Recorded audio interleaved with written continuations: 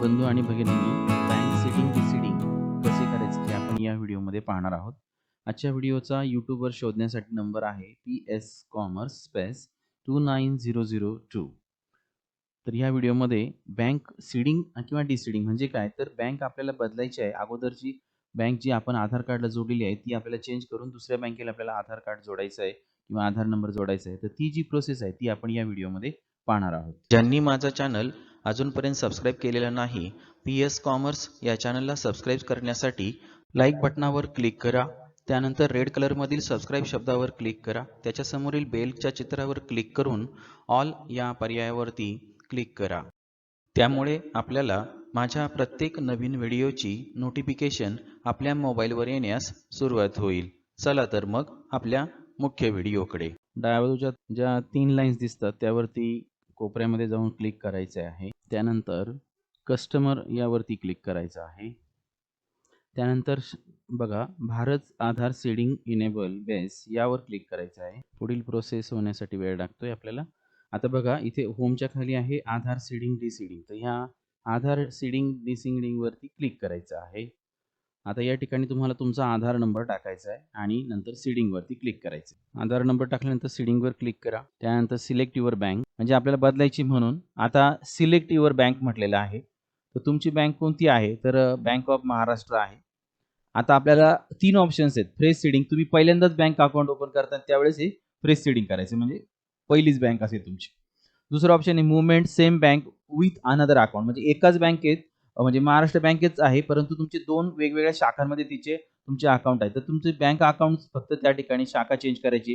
तर हा 2 नंबरचा ऑप्शन तुम्ही निवडायचा आहे. 3 नंबरचा ऑप्शन म्हणजे काय की बँक ऑफ महाराष्ट्र नाही, आम्हाला बँकच बदलायची. Movement from one bank to other bank म्हणजे आपल्याला दुसरी बँक घ्यायची.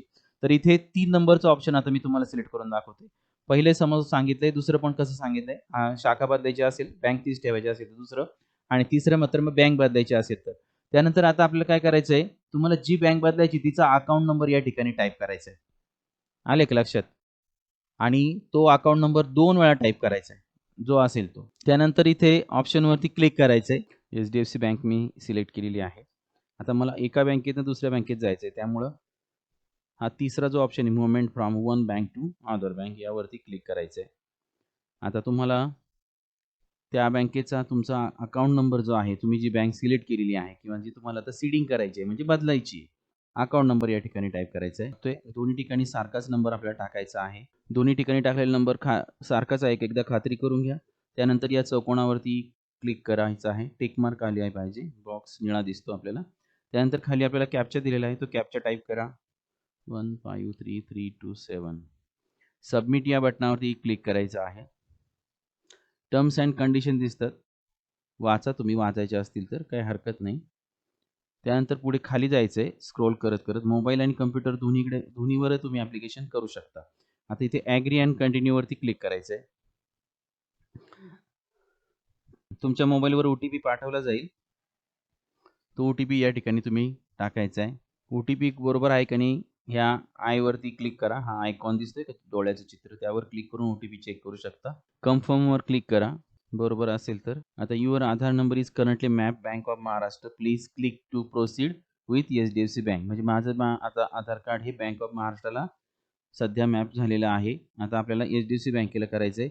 तर कन्फर्म का किंवा कॅन्सल करायचं तुम्ही कॅन्सल पण करू शकता. तर मला कन्फर्म आहे यावरती क्लिक करा.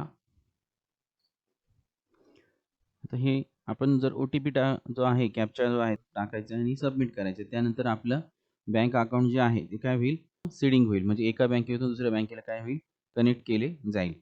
परंतु तुमचं जर होत नसेल तर तुम्ही प्रत्यक्ष बँकेत जाऊन सुद्धा फिजिकल फॉर्म भरून सुद्धा हे आधार सीडिंगचं काम करू शकता. अशा प्रकारे आपण एका बँकेतून दुसऱ्या बँकेकडे आपले आधार कार्ड काय करू शकतो कनेक्ट करू शकतो किंवा आधार जोडू शकतो.